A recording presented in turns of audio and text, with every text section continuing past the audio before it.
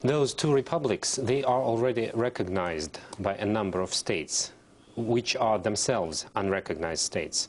Such as? As we know, Transnistria and Nagorno-Karabakh, Abkhazia and South Ossetia, they recognized each other. They form sort of a bloc within the former Soviet Union. They have this sort of a bloc, but still being recognized by unrecognized states. That means that the whole diplomatic apparatus is, I don't think it's really strong or hardly even existent in these unrecognized states. Once recognized by Russia, those states will start to develop their diplomacy. And if any nation wishes to recognize them as independent states, they will be ready. And that's quite important, I think. What about Saakashvili? He said he will want to retain his territorial integrity. And fighting talk from Saakashvili, where does that put him now, and Georgia? He is putting himself in sort of a weak position, but he's playing his weakness. He's playing his weakness as a strong point.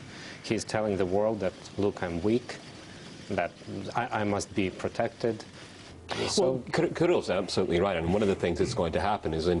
Saakashvili is a great risk taker, even a tie chewer, but he's very good with media, and he's going to turn this story around and have the world forget how it all started, this scenario, and just say it's just Russian aggression. So I mean, media is going to be fired up right now. Okay, this is breaking news all over the world, and its significance is not left for anyone to misunderstand. What he's not going to say, though, is that Russia could have done this way before. Russia could have recognized those states like 3 years ago, 4 years ago, even maybe earlier. But why would he will not tell the world why Russia did it exactly today. Can I ask you, I mean, Russia's move, I mean, it seems to my mind, is that Medvedev has said, we've tried all the diplomacy we could. We tried to deal with Mr. Saakashvili. We asked him to sign agreements he wouldn't on the non-use of force. Then he caused war. Russia really had little choice. Is that a fair thing to say? I think so. The thing is that I remember very well that Russia has sent its special envoy to Tbilisi on the day before the war started, actually. Just after our envoy arrived in the Georgian capital, Georgians started offense. So what else can we do?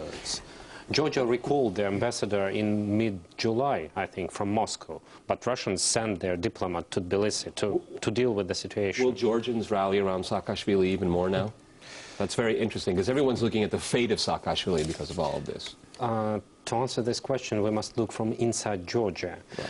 And what we see now in Georgia is that the population, I'm going to say quite strong words, but they are pretty much brainwashed. As we know, they do not receive Russian television, for example. Georgian, we do receive CNN and Euronews. We have access to the Western information as well as to the Russian sources of information. Georgians, they don't have that. I don't know what picture is the Georgian population getting. Can we just look at, if anybody's just joined us now, the reality of the situation is that, in effect, two countries have just been born now. Yes. And those people in those countries are celebrating, in the view of Russia, they are independent countries. What happens now? Obviously, they've been existing in a de facto state for a long time.